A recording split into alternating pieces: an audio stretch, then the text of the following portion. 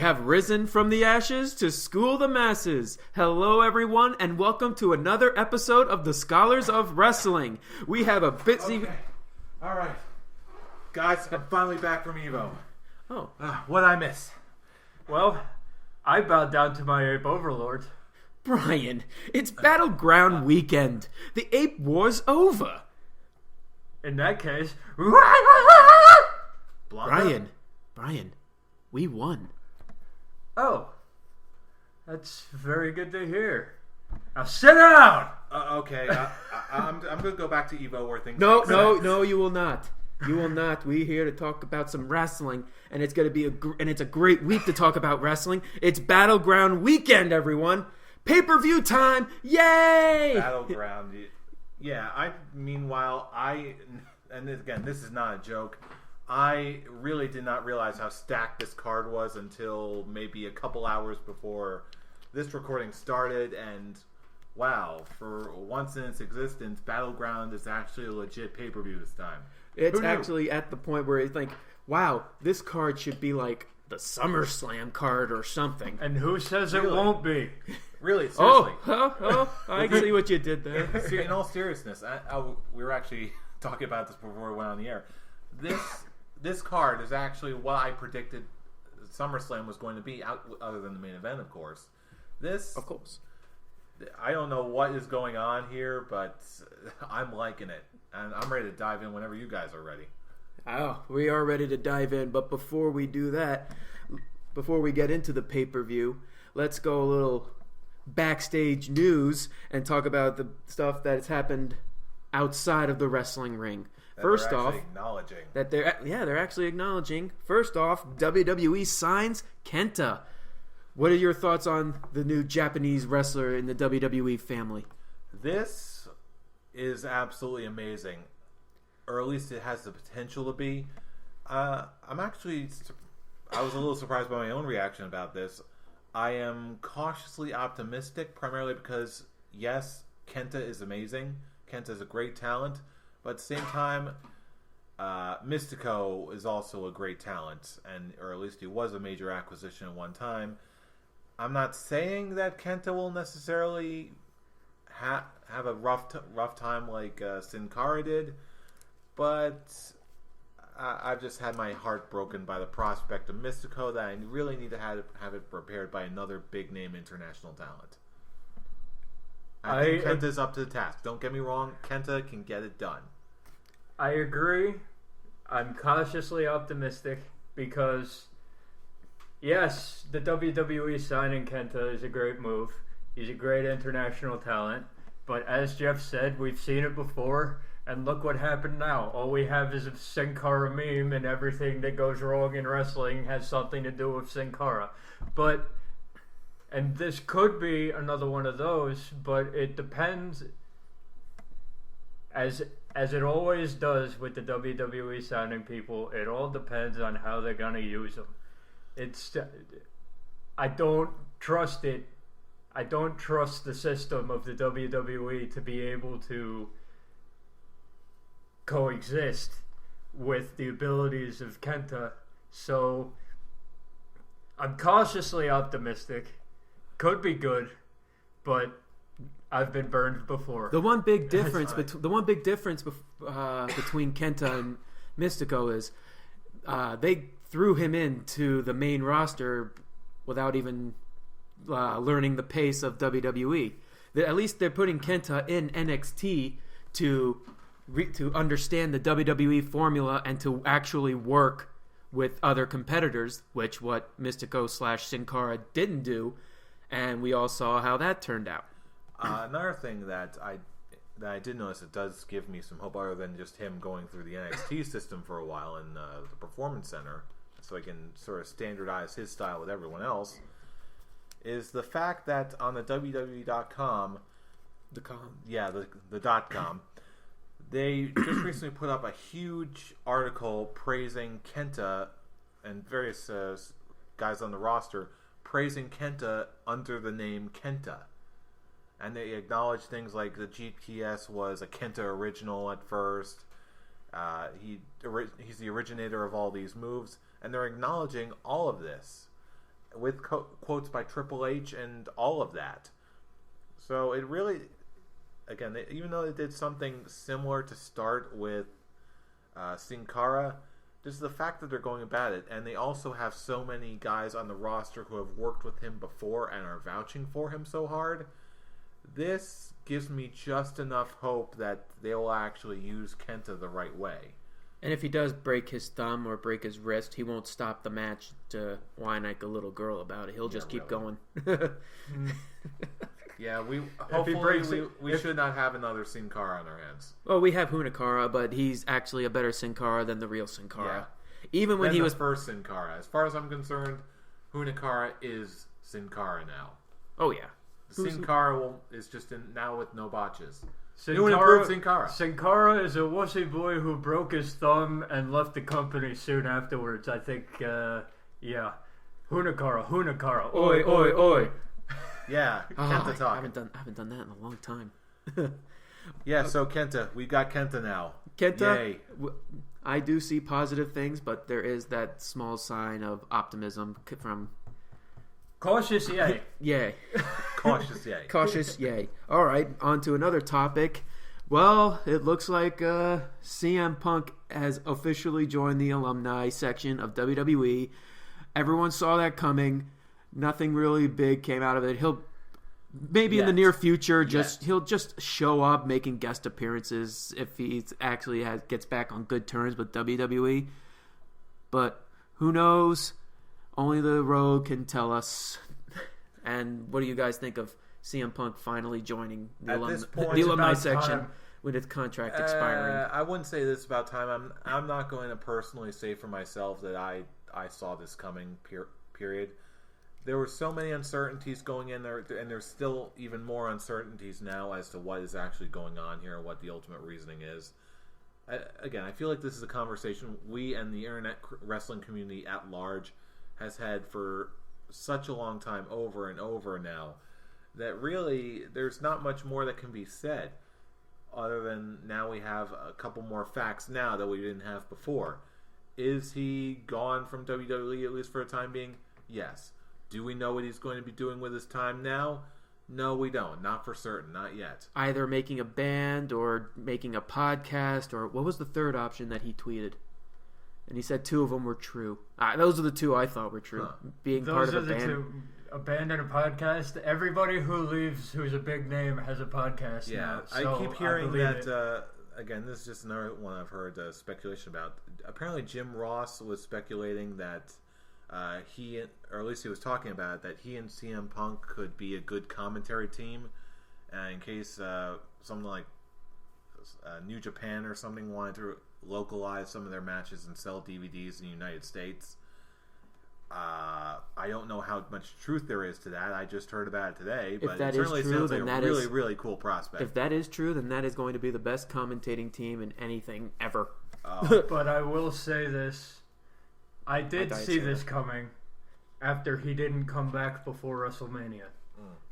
If he didn't come back before WrestleMania, I was like, it's only a matter of time before he shows up on the alumni section, because it would.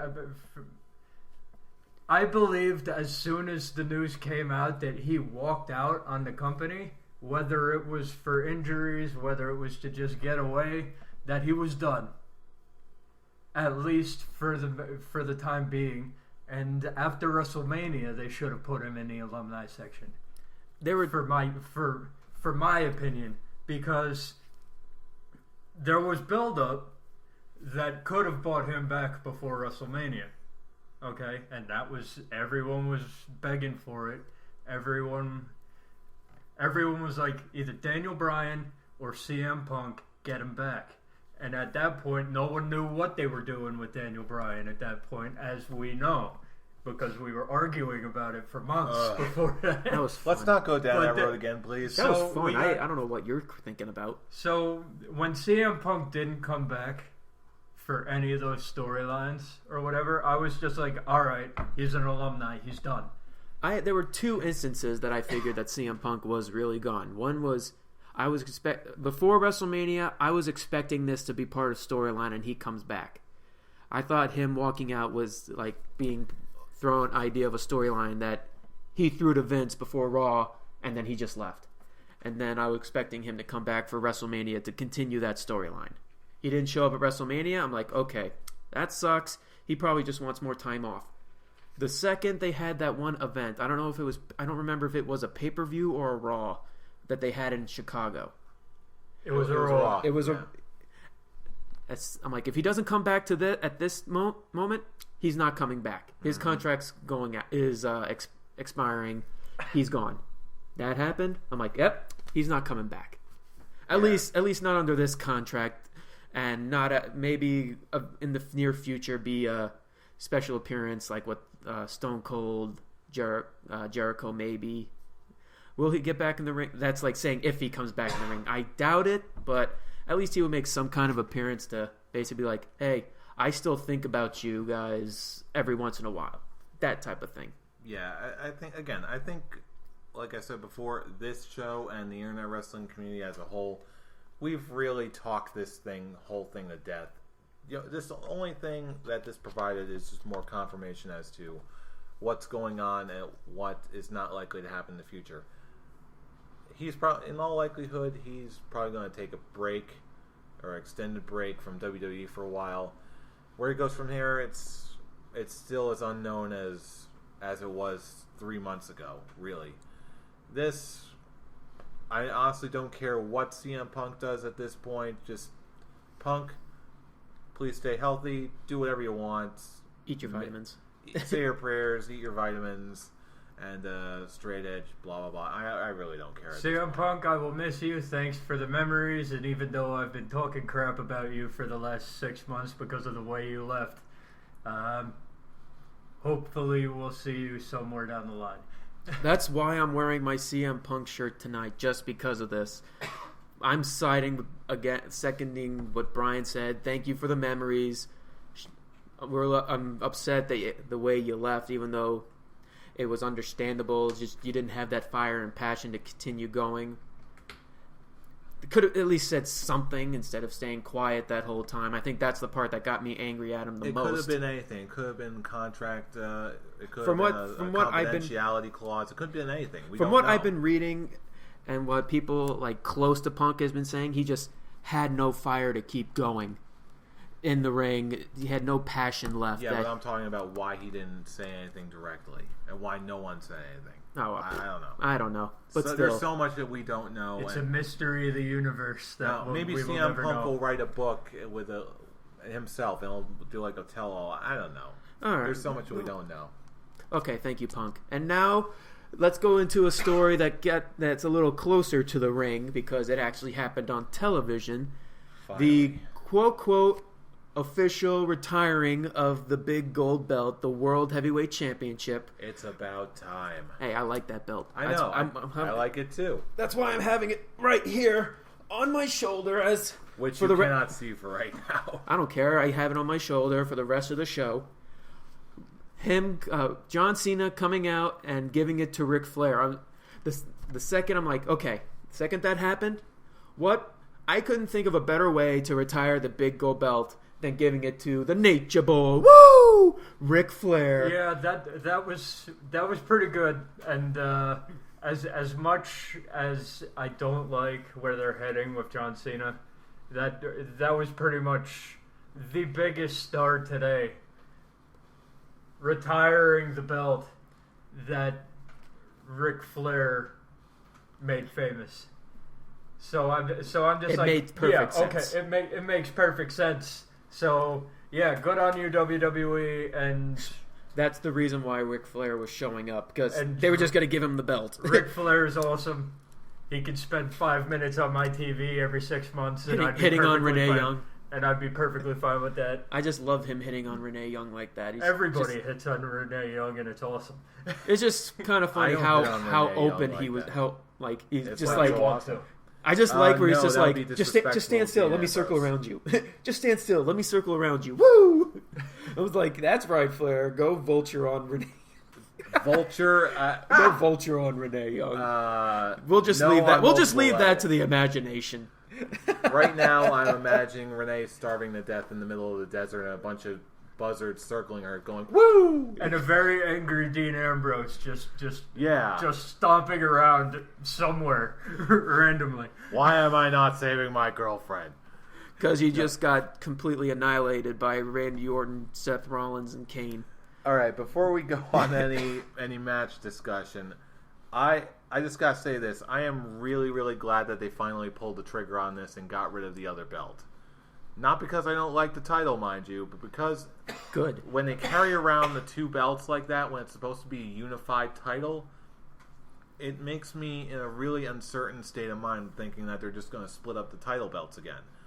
Them getting rid of the one belt, or at least putting it aside and just having the champion carry around just the one belt, signifies to me that this is a permanent title change, is a permanent unification, and that this is going to be the status quo for the foreseeable future, so that they won't do any sort of crazy shenanigans like we were talking about at Money in the Bank, where they're both going to go for the belt and they're going to be a split champion, woo, and some sort of nonsense like that. This will maintain the status quo. This will allow them to have a singular title, a singular focus, so that there are some tangible stakes and are not going to be some crazy tacky crap. Whoever is the champion from here on out will actually have a single belt, have a traditional look about them, and still befitting the traditional WWE standard. And the champion will look like a genuine champion. And we won't have any more talk of ladder matches ending in draws and two champions. Or at least we won't have to worry about that for the foreseeable future. Oh, I was never worrying about that. I was just you silly internet wrestling community thinking that's going to happen. It's what I thought it might happen. It was just the possibility that it could. Now that possibility is gone. The one thought that I had about this is I actually thought they were going to wait till after SummerSlam to make the belts one singular title, considering the fact that they were going to actually change the logo from the Attitude Era looking logo to the network looking logo. So I thought maybe like after SummerSlam, it's like we now have the new official WWE World Heavyweight Championship, and it's just looking like the current WWE Championship, just with the updated logo. And whoever is the champion just walks out. No other titles, just walks out and grabs it. That was what I was expecting to happen. And considering how they were slowly transferring the logo, I thought it would make sense. But Ric Flair taking the big belt, I'm okay with that. It's as good of a solution as anything we're going to get.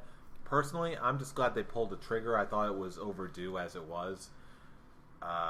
If they didn't do it right away, right after Daniel Bryan won the belts and did his whole thing, I'm just glad they just finally pulled the trigger. Better late than never. Just so we know that, again, there's not going to be any more weird, bizarre stipulations that can come to this. Now we actually have a genuine title, and they can basically switch the WWE logos at any point at this rate. And they can just switch it on any random Raw or SmackDown, and I guarantee you a lot of people wouldn't even notice until they do a close-up of the belt, in which case I don't think people would care. People would just be like, oh, they finally changed the logo. Okay, the end. Okay. So, memories for the big gold belt.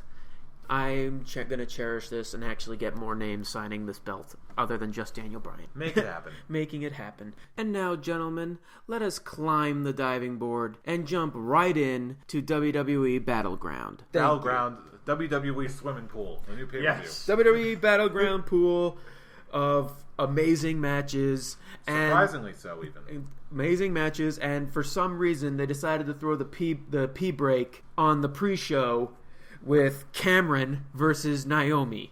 This is probably going to be the one. This is probably going to be a spot on the card where I'm actually going to care about that most, because I know I'm going to be in a wrestling watching mood. And let's face it, Naomi's got some capability. But Cameron? No, not really. Naomi can carry Cameron through a halfway decent match. It's a pre-show. There's only so much Naomi can do with the suck that is Cameron. But Naomi wins. It's the pre-show. Not really any care about this match whatsoever. Hopefully with a minimal amount of butt-based offense, please. Which is what should be on the pre-show. So Good. Naomi wins. I was expecting more out of a pre-show. We keep talking about the pre-show being a good appetizer to our wrestling appetite, and looking at this match, this is more just like a piece of like a one single buffalo wing with the smallest amount of meat, with nothing else. And I'm like, this is not going to satisfy my my appetizer meal for the pay-per-view. I was hungry at that point. But... I beg to differ. You cannot use the phrase smallest amount of meat and Naomi in the same sentence. Just because she has a big booty does not mean she has to add the extra meat to my appetizing match for the pre-show. Cameron's favorite match was Milena versus Alicia now Fox. You just used Naomi's booty and appetizing in the same sentence. I'm okay now. But like, this is not fulfilling my hunger of wanting to get prepared to watch a good pay-per-view. I don't know. I think this is like I said, this is the P-break match at the very beginning with a card that actually you can't really miss. I'm looking at the entire card. There really is no P-break match. So what we're basically saying is don't worry about the pre-show. Go on with your day and tune in at 8 o'clock. Well, given the way that the new layout of WWE pay-per-views tends to be, there'll probably be some sort of segment or advertisement or something like that on the pay-per-view itself, taking the place of the actual intermission Divas match that was typically the quote-unquote P-break match. Again, in all seriousness here, this isn't joking. I know, I'm talking about me being serious. Okay. I know you're not joking. Okay. I'm joking about, Cameron. Yeah, Freudian slip, I'm sorry.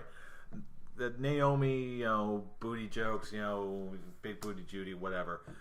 In all seriousness, this is a perfectly fine place on the card for this match to be. It continues the feud. It gives the Divas something to do. Plus, they're not also confined to being the P-break match and just being the intermission segment. There's other things they could do to fulfill that role, not necessarily in the form of a match. I'm not saying that they're necessarily going to do this, but it could be potentially freeing for future Divas Division matches. Potentially. All right. I'm hopeful. You're Captain Optimism there. I know. That's what you are. Well, hey, I may not know art, but I know what I like. And really... And this is something you can find liking? Well, there's a lot to like on Naomi. Hey. Knee slap. Oh, you dirty fool. Well, no, seriously. When was the last time you watched Total Divas? She's one of the most likable people on that show. I've never watched Total Divas. We'll take my word for it. She is legitimately one of the few likable people on that show. Let's leave it at that. I'll just take your word for it. Naomi for the win. Yeah, agreed? Naomi for the win on multiple levels. All right, let's actually get into the pay-per-view show itself, and let's get right into one big match: America versus Russia, Rusev versus Swagger. This match. I'm going to start on this one. This match is what I thought the Big E Rusev feud was going to be. Not the whole we gotta fight. It's America. I'm fighting for America. I thought it was actually going to be fighting, for us and actually being a legit threat to Rusev's streak. But no, they actually saved that for a real American. See what I did there? Real American. Yes, I did. For a real American in Jack Swagger, and great mic work with Zeb Colter and Lana, building this match so great, and just how they can set it up for the home show this past Monday on Raw. Little debate between them and leading to a little fight between Swagger and Rusev. Rusev looks like he has the upper hand, ready for that super kick of his. Swagger catches it and puts him in the Patriot lock. Crowd's going nuts. Swagger. And Rusev manages to crawl out of there and actually show that Swagger is a legit competitor and actually defeat Rusev. And I will say this right now, okay? If this is what they started out Jack Swagger as, okay, I would have been more interested in his character in the past. Okay? Doesn't say a word, has a mouthpiece, and just defends America. That's it. This is probably, I know you'll probably agree with me here, this is the most interested I've ever been in a Jack Swagger match. Oh, yeah. Period. No doubt. Oh, yeah. I agree. I only have one question going forward. Over the next week, how likely do you think it will be that to get heel heat, Lana will say something about a plane crash? I don't think she will. Can't. I don't think she will. Can't. I don't know. I think that would be. I think that would be actually putting too much. I would say that isn't. There isn't much that goes into WWE's bad taste category. Okay, but if that is brought up, I think that's in very bad taste. That is like one of the top entries in the WWE bad taste category. I think it can't happen. I think they might have her do it. And if not on Sunday night, then maybe during the next week. But either way, getting back to the match itself, I'll be perfectly honest with you guys. I don't know exactly how this match is going to go. Because really, it could go either way, and they could still have this feud continue into SummerSlam. They could have Rusev win, and obviously they've got Swagger coming in as an underdog for another month at least. Or they could have Swagger pull out some sort of other victory. Maybe not necessarily with the big tap out with the Patriot Lock or whatever. But maybe they'll do like maybe a disqualification, maybe a roll up, maybe something enough of an ending to be satisfactory, but still something to continue the feud, and they can move on to SummerSlam in some sort of special attraction match, like maybe a red, white, and blue cage match or something. I don't know. So wait, who do you pick? I don't know. If I had to pick someone, I am going to say... I'm going to just take a shot in the dark and say Swagger. Just because it's 50-50. I think that it's still too soon for Rusev to lose. If he loses to Swagger, I believe that it will be at SummerSlam. I think that Rusev will come out on top on this one, and somehow a rematch will get made, and Swagger will win the rematch at SummerSlam if there is a rematch. But you have to have Russo. You have to have Russo. Yeah. You're thinking of the wrong guy. Shut your mouth. You have to have at Battleground. You must have Rusev crush. Well, not really crush. Give him like 10 minutes of back and forth, and maybe he cheats. He cheats to win. Rusev cheats to win. I wouldn't be shocked if they have Rusev cheat to win, but with how much they're building him, I don't think it will. I won't. Like I said, I won't be surprised if they do, just because that's WWE's logic of heels. You know what? You're probably right. That's probably going to be what they end up doing. I'm changing my vote to Rusev. You're changing your vote to Rusev? Good. Via possible Lana interference shenanigans. There's definitely going to, if anything... Well, that leads up to the red, white, and blue cage match. There you go. Okay, that's my prediction. If it's not... The only way it can really be a cheap victory without making it look like it's hurting Rusev is you see Zeb Colter and Lana getting in some kind of vocal conversation outside, and it distracts Jack Swagger, turns around into a super kick. Turns around right into a super kick. And I don't think you can have Swagger tap out though. No tapping out. I think that he turns into a super kick and it that knocks him the hell out. And I think this is definitely continuing on to SummerSlam. And me personally, with how much they're kind of retreading this, like in the past, with like past like Pro America versus the another country, I kind of want to see Jack Swagger at SummerSlam pull a Sergeant Slaughter and betray Zeb Colter and betray America, and just to do something controversial like that, and just something like that. That would spark in my interest even more in this little storyline that they're going with. But that's just a pipe dream. But that would be fun. That would actually be a fun twist. I got an idea. Here's what happens at SummerSlam. Okay. First off, Battleground. What we were discussing comes to pass. Rusev, shenanigans outside, whatever. Dusty finish. Rusev wins. Next pay-per-view, SummerSlam. There's a rematch. Maybe it's a cage match, maybe it isn't, whatever. Swagger and Zeb Colter come out. Zeb gets on the mic. You know what I realized? I figured out why we lost the match last month at Battleground. We don't have enough America. All of a sudden, everyone comes out. All of America comes out. We've got Hulk Hogan waving Old Glory.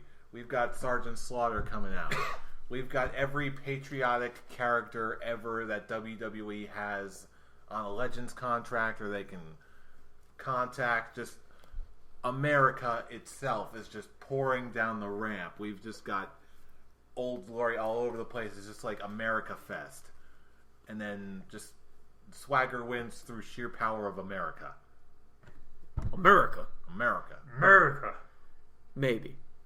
I think that's it fantasy. Could happen. I think it's fantasy booking to the finest, but I would love it.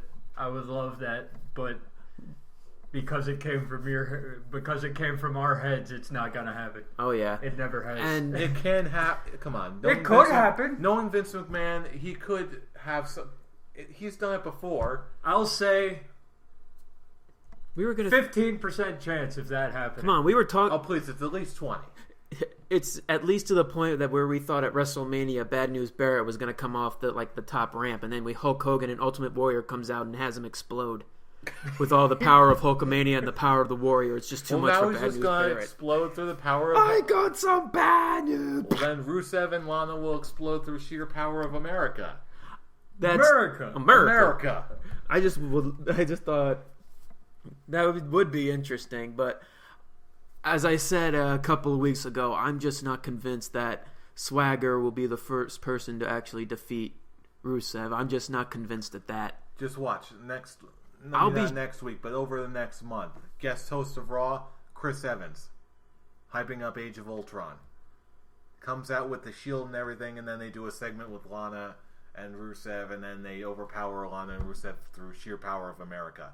And then for the next month until SummerSlam, Jack Swagger comes out just wielding the Captain America shield. Now we're going out of control. Yeah, now this is a little too much. Think about it. WWE gets all the ad money from advertising Age of Ultron, and this angle takes on an even wackier turn and gets more over, and then they defeat Lana and Rusev through sheer power of America. That's just as crazy as Captain America now being, or Falcon becoming Captain America. And them turning Thor into a woman. Oh yeah, wait, that's actually happening. Yeah. So, but no, that what you're saying, I don't know. That would be like a pure stretch. 17.5% for the first scenario. 33 and third chance of winning. You proposed 0.001% chance of that on that one. Yeah, I'm signing Brian on that one. It would be very interesting. I just want to see Jack Swagger come out wielding the shield. I just want, like I said, one week on Raw, please. I just don't think Swagger is going to be the one who defeats Rusev first. I'm just not convinced. But so my choice is going to be Rusev. Yeah, at least not this month. In all likelihood, they're probably going to stretch this because let's face it, this feud's pretty money at this point, and I think they can at least stretch it out until SummerSlam.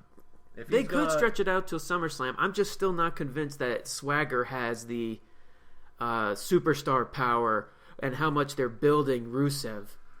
I just don't see Swagger being the one who will be able to dethrone this momentum that Rusev is going through. It could depend on how well that Swagger is performing and how well he's received over the next month. With the power of America behind him, he could pull it out. But I don't believe it'll happen this month.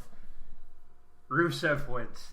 Yes, Rusev wins for right now. For the whether or not Swagger can harness the power of America and form the Spirit Bomb, it remains to be seen.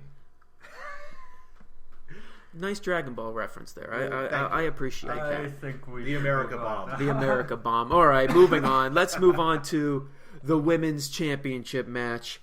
AJ, the champion, versus Paige, and quite possibly the most weirdest feud that they're going for is how I said it last week. Oh yeah, I'm Paige.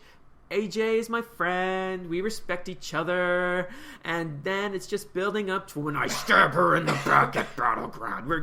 It's going to be a good back and forth match. This is not a pee break match. This is the Divas match I'm looking forward to, that I've been looking forward to since the night after WrestleMania. This is going to be a good match between these two, better than actually the match we had the night after WrestleMania. They get 10 minutes. This could be one of the best Divas matches we've seen since Trish and Mickey. Absolutely. At WrestleMania. You give them 10 minutes and they'll show you what they can do. It's just a question of whether the WWE will give them 10 minutes or not. I think 10 minutes. They could. But, they certainly could. I'm the person who always goes with it's too soon to have the championships go back and forth. So I believe that AJ will win, and then Paige will go insano and just beat the crap out of AJ at Battleground. So you have the knife stabbing, but after AJ wins and retains. I'm seconding that. I'm going with AJ winning, but Paige will offer hand. Good match, shake hands, boom, elbow to the face. I wouldn't say go as Captain Insano, just basically a typical heel turn, just kicking and put her in the submission hold. I forget the name of it, but and then make her pass out. That's what I'm thinking. Here's what I think is going to happen. Let's let the Captain Optimism go. Okay. Let's not make this too long. WWE Battleground, okay? Okay. They do their match. They shake hands. Ring of Honor, Code of Honor rules. It starts out all nice. Then the two start doing maybe underhanded rules. Maybe they're roll up there, and they start oh, you got me. Roll up again. Okay, you're sharp. You're sharp. Then all of a sudden, El Dandy comes in this story. I'm going to slap you. No, El Dandy does not have to be anywhere. You don't. I know. Continue. Okay, all right. They wrestle, and then we notice that the match is becoming a little less friendly and competitive, but more tense and more, not necessarily desperate, but more hungry and more savage, more feral even. Eventually, one more roll-up or some sort of crazy shenanigans, Paige wins the title back. Okay. Okay. We've got AJ being okay, whatever. Maybe things boil over now. Maybe they'll boil over on the next night on Raw. Either way, they boil over. Suddenly, things aren't so happy anymore. This goes up back and forth. They start spewing venom at each other in promos, start interfering in each other's matches, guying each other out, trash talk, whatever. This eventually leads up to the first ever Women's Hell in a Cell match at SummerSlam for the Divas title. Boom, AJ and Paige feud. Maybe even an Extreme Rules match. Whatever. It happens. Captain Optimism for the win. Thank you. You're all on the fantasy booking train. You are just aren't you? You are just pulling. Hey, Battleground is churning the imagination. Yeah. To the point where it's just completely insane. Some of the things insanely awesome. SummerSlam is turning into Extreme Rules at the moment. Yeah, right now. It's darn right it is. So you said Paige is going to win it back? Yes. By grabbing up Captain America's shield and winning through the power of America. Oh, Jesus. Oh, she's British, damn it. She's British, stop it. Okay, how does that even work? She gets the power of whatever and becomes Captain Britain. Okay. What the... Move on. Okay, I'm putting just the Marvel comics away. Just sit down. Just sit down. Take deep breaths. Drink some clear liquid. Evo does something to the mind. I don't know what that. I don't know what's going on with this fellow. All right. Charging Star. All right, moving on. We're going to the Tag Team Championships. 2 out of 3 falls. The Usos versus the Wyatt family. Did they specify each match, or is it just 2 out of 3 falls? I think it's just going to be 2 out of 3 falls. 2 out of 3 falls. All right. What do you guys have on this one? Oh, because I think Brian and I said this last week with. Did we say last week? That's how far they can go with this feud. With the 2 out of 3 falls match, I gotta say the Wyatts. Yeah, this is we've known that the Wyatts, or at least we've known that the Wyatts have been due for quite some time now. Yeah. I mean, let's face it, with the way they've been booked, they're just the Wyatts. If this is a 2 out of 3 falls match, and I know they want to keep the Usos looking strong, this is the perfect way to do it. They can easily have it come down to the final pinfall. Of course. It'll be a quick, down to the wire thing. Wyatts win the titles. They get their little title reign. It's awesome. It's great. And the Usos still come out looking strong. They can continue the feud if they want to. They can do like a battle royal for the titles or do any number of things. But personally, since I don't think a lot of people are going to be losing their titles tonight, I think it's the Wyatts' time. I think they're going to take this ultimately. Ultimately, yes. If it was a 1 fall match, then I'd say the Usos have a better chance. But 2 out of 3 falls normally goes to the heel, at least in my experience. So this is the perfect opportunity. The Wyatts own this pay-per-view. Have every Wyatt win. Wyatt family gets some gold, and say what you want about Eric Rowan, but Luke Harper deserves some gold on him. So yes, he does. Put the tag team titles on him, and either the feud can continue for a little bit, or move on to the next. Mm-hmm. Okay, my choice is also going to be the Wyatts, because I think all 3 of us have said it. It's now their time. Their momentum, the entire Wyatt family momentum, is going strong. Every time the Wyatts show up on TV, I pull out my cell phone and I turn on the flashlight, even when I'm at home. I just have it in the air. We all support the Wyatts. Wyatts all the way. Now, this is actually going to be a separate question. I'm having trouble recalling. Has there ever been a time when the 2 out of 3 falls don't make it to the third one? Because I've been really thinking about it. Recently in the past. Recently, no. I'm trying to think of when was there a time when I don't believe that in the WWE era it has happened. Maybe I think it has happened. Again, I can't really quantify that. I can't remember any specific point where it has happened, but I do recall that it has happened at some point before. I just cannot place the exact time or place. Okay, because I have no idea. All right, moving on to the match I'm looking forward to for obvious reasons.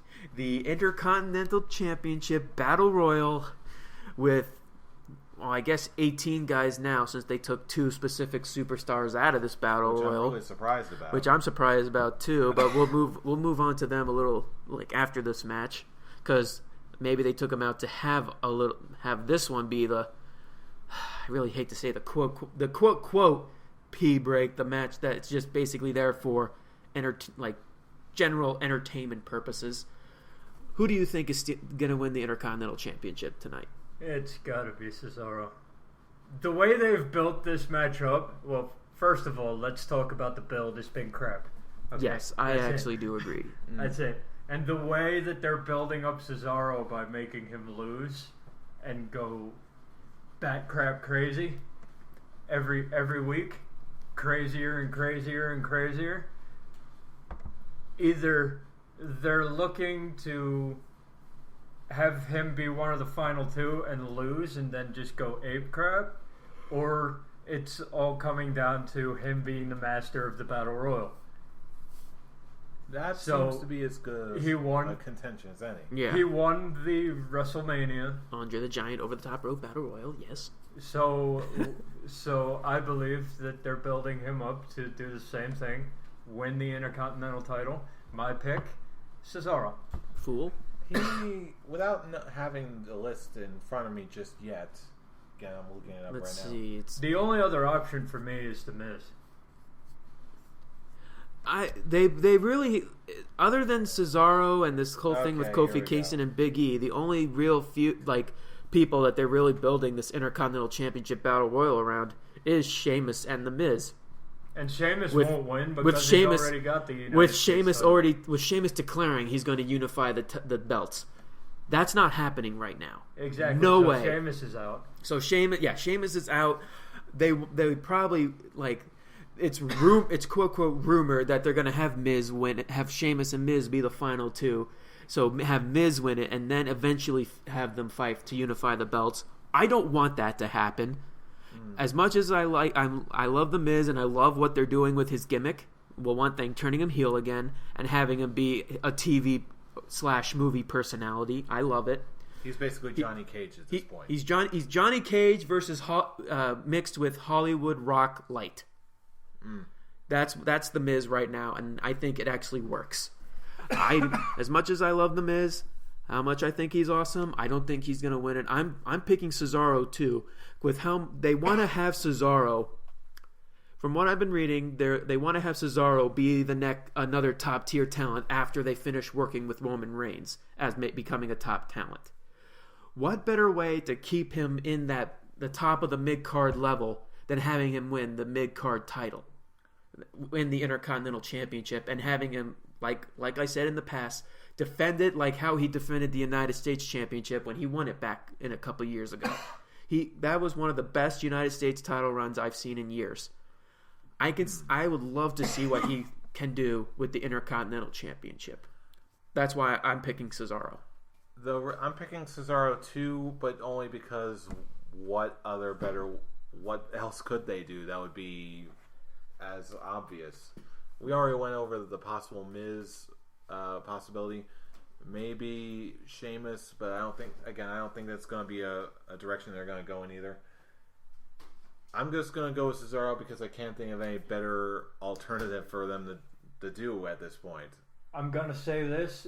The last 5 should be okay because of the way they've been building this up. Cesaro, Miz, Sheamus, Kofi, and Big E. That should be the last 5 in the ring because everybody else, really, there's no reason for them to be there. They haven't done anything. Well, since these are the only 5 guys that they actually bring the Intercontinental Championship Battle Royal, that every time when these 5 guys are on TV, they talk about the Battle Royal. Everyone else, they're just like, he's in the Battle Royal, moving on. And they're the only ones who, when they win their matches, they celebrate with the Intercontinental Championship on that little pedestal. So, yeah, it's definitely going to be those 5 guys to finish off the match. First guy who's going to be eliminated, the Great Cheese. Great Cheese and not while Zack Ryder's around. No, Great Cheese is going to be out. Either him or Bo Dallas is going to be out first. If all 17 not Bo guys, Dallas, not yet. If all 17 guys don't team up on the Great Cheese and get him out of the ring first, then I'm calling them all morons. I want to see Cesaro lift up the Great Cheese and do what he did with Big Show at WrestleMania and just eliminate him himself. That could happen. Again, it's obvious that there's going to be some sort of big elaborate thing to. So maybe it's not elaborate, but some big notable thing to get rid of the Great Khali. I'm just not convinced it's going to happen straight away. There's going to be some brawling. Maybe get rid of one of the smaller guys first, and then just eliminate the Khali. However, so yeah, Cesaro for the win. Cesaro. Nothing else more to say than Cesaro for the win. He's going to be our new Intercontinental Champion. He's going to wear that title with pride, and yay!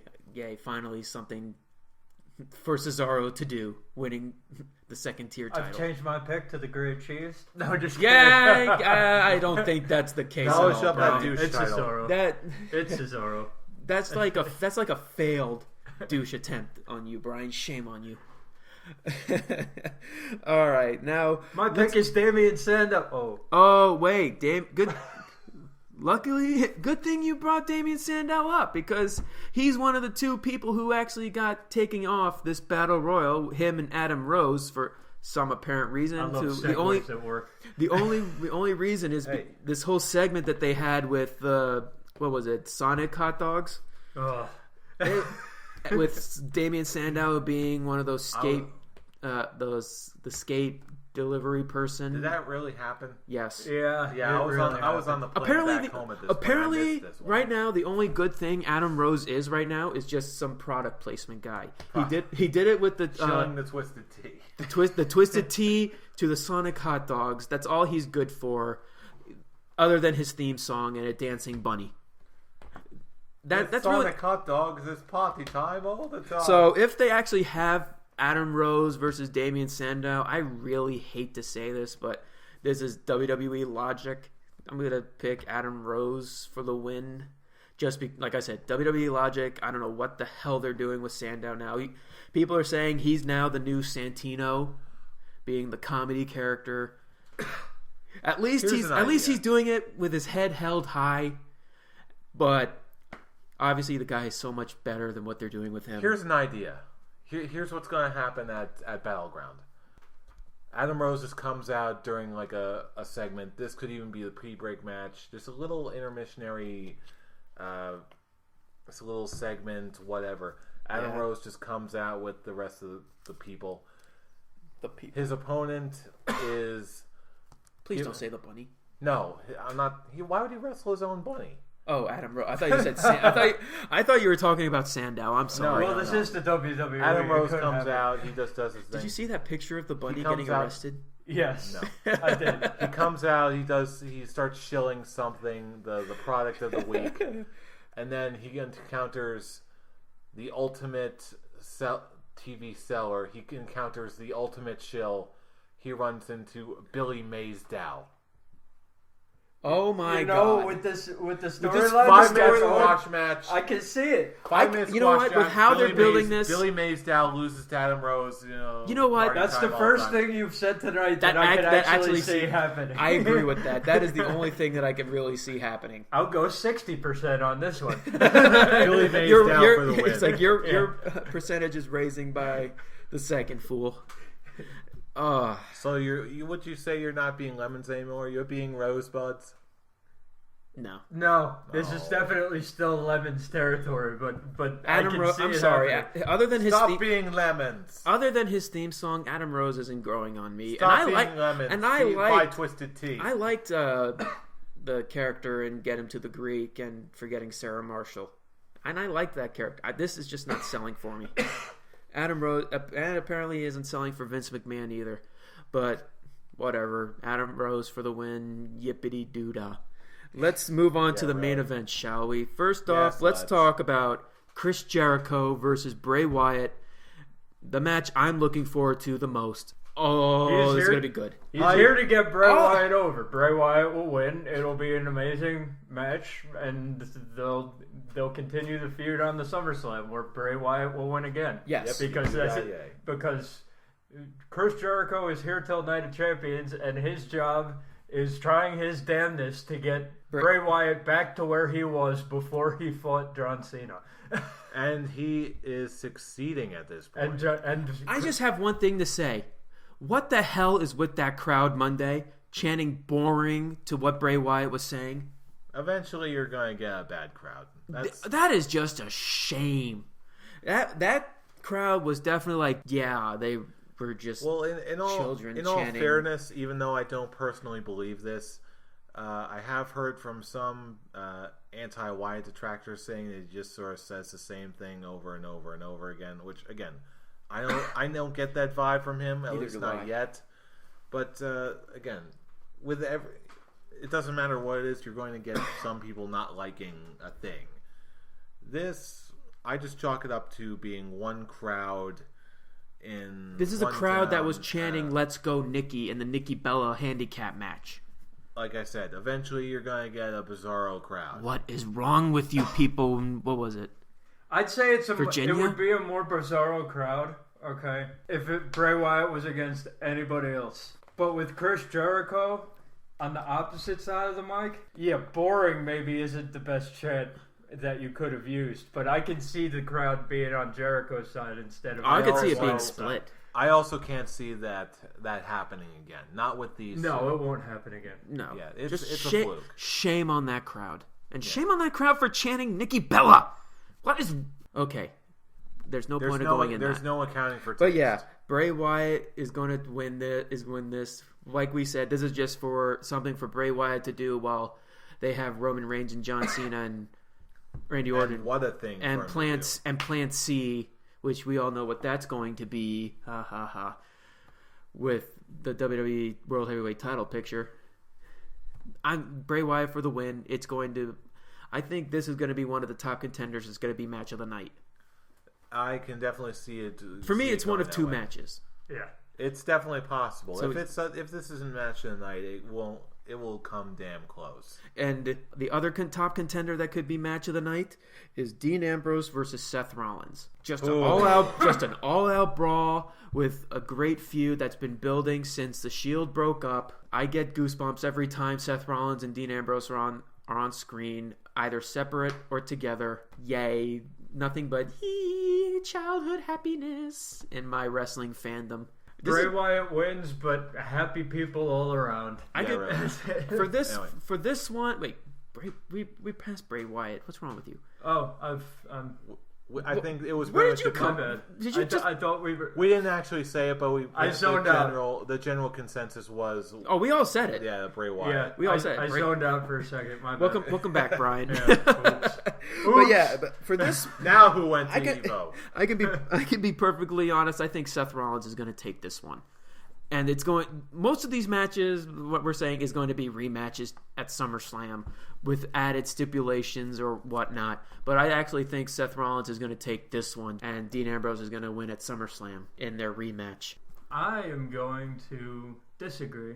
Really? Because I'm going to go the opposite way. Seth Rollins won, because let's face it, that Money in the Bank ladder match was between Seth Rollins and Dean Ambrose. It certainly was. Yeah. So Seth Rollins won, and I think with this feud, they're going to go back and forth. Seth Rollins will win the feud overall, but I think Dean Ambrose takes this one, and then they have the big blow-off yes. at SummerSlam where Seth Rollins will take it. You think so? I think Dean Ambrose will take this one.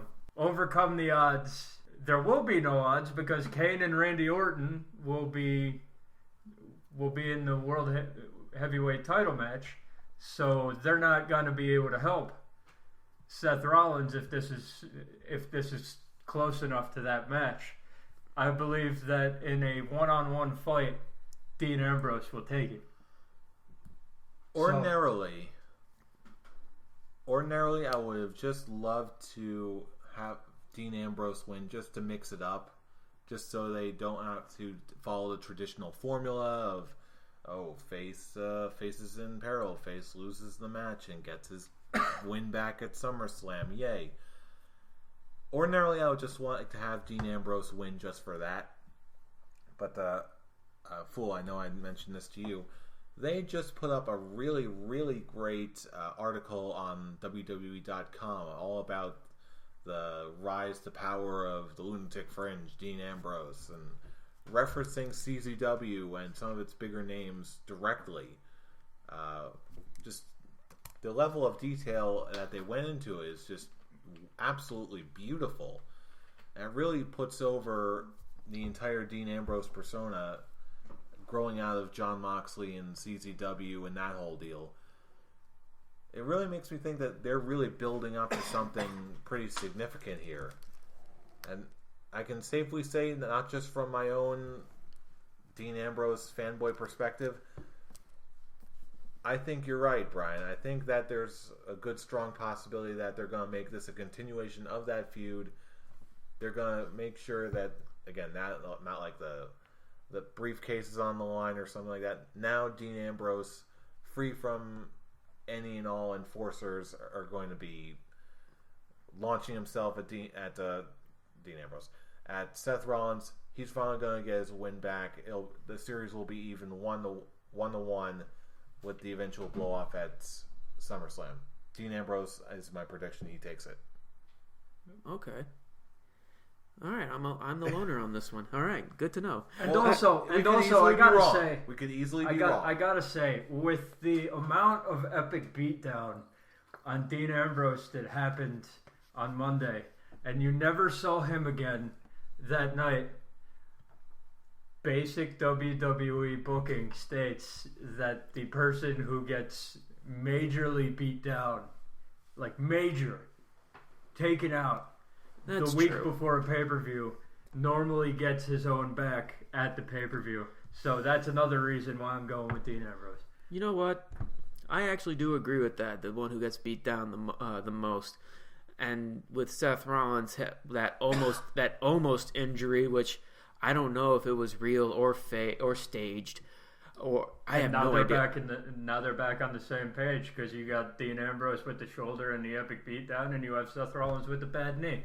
There you go. It makes this match even more crazy. But with what you're saying on the WWE logic, Dean Ambrose did get the bigger beatdown in this one, so I actually think I may have to switch my decision and pick Dean Ambrose. As I just thought I wasn't adding the Money in the Bank match when it comes to Seth Rollins and Dean Ambrose. I wasn't including that one. I was just thinking about their one-on-one feud, their first match as one-on-one. That's how I was thinking it. Right. I was thinking of it the same way until you brought up that old point where basically when we were talking about the Money in the Bank match before that happened, it basically was just down to Dean Ambrose and Seth Rollins. And at the time, Wade Barrett. That was one of my big flaws until he got injured, and then it focused mainly on those two. When the match actually happened itself, even when it was happening, the main focus, even then, was still just about Dean Ambrose and Seth Rollins. The two basically ended up hijacking the match. So yeah, in the face of all that, yeah, I can see how this is definitely developing. And I personally love it. Dean Ambrose for the win. Alright, well, let's get into the final match, the big match, the WWE World Heavyweight Championship match. John Cena, defending champion, versus the unstoppable Roman Reigns versus the Demon Kane versus the Authority poster boy Randy Orton. After that commercial for SummerSlam, is there really any doubt? There is no doubt. There's, I think it's Cena. Obvious. Seth Rollins is going to come back and cash in this Money in the Bank. He's going to win. It's obvious Kane is going to win. It's obvious. Yeah, I mean, come on. It's obvious. It's obviously going to be Kane. I mean, it's obvious they're going to have Kane pull the finger poke on doom on Roman Reigns. And that's how he's going to win the championship match. Roman Reigns, why else would they have that big Roman brawl Reigns at the beginning of Raw? We're going to have a Roman Reigns heel turn, finger poke of doom. Yeah, it'll be the biggest swerve ever seen. Yeah, obviously. Kane wins. In other non-sarcastic news, yeah, John Cena's got this one in the bag, man. Yep. Apple dough, yay. Apple dough wins another one. Bring on the beast. Bring on Bork. Bring on Plan C, which we all know what that's going to be. More like Plan Brock. Dun, dun, dun, dun, dun. Okay, that was really Plan stupid. Beast Incarnate. That's what that. Yeah, this is going to be a match. Roman Reigns gets screwed by Triple H. Kane takes the pin. John Cena, done. As much as the idea of John Cena versus Brock Lesnar at SummerSlam is a good money maker, no one's really gonna be that intrigued in that one. They're probably gonna focus more on probably Dean Ambrose versus Seth Rollins 2. Honestly, Bray Wyatt versus Jericho 2. After the first match that they had being so good, John Cena, Brock Lesnar, the Extreme Rules match, I loved it. So that was fun. Will it be the same? No, because it's not going to be an Extreme Rules match. But John Cena and Brock Lesnar, even back when in 2003, was it? Those were still great matches. So, am I excited? No. Am I interested? Sure. Brock Lesnar versus John Cena, I'm down. Would I be happier if it wasn't for the title? Sure. But Brock Lesnar versus John Cena, I'm ready for it. Let's go. I'll tell you what. Ready for it as we'll ever be. There's enough variance in this match, at least this time around, for me to be interested in it again. The first time we saw this match, or really the last time we saw this match, it was John Cena versus returning former UFC champion Brock Lesnar.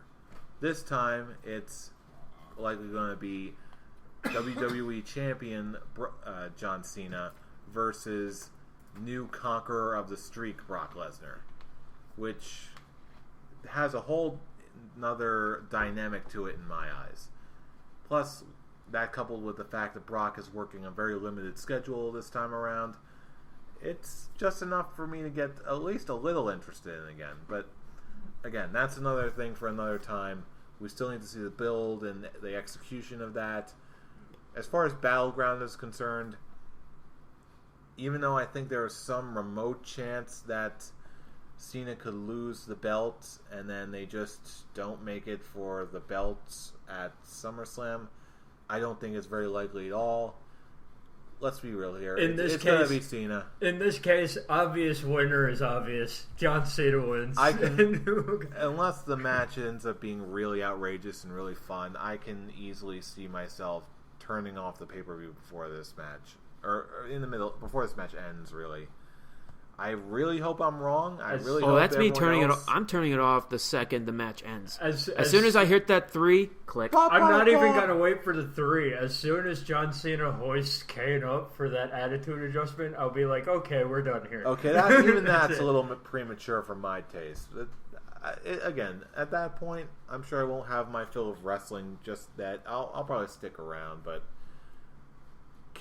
I know these 4 guys can pull off something really fun and really exciting, but I can also see these guys just sort of dropping the ball a little bit. But again, I do not have high hopes for this match, but I still think something good can come out of it. Just nothing really truly surprising. Cena wins.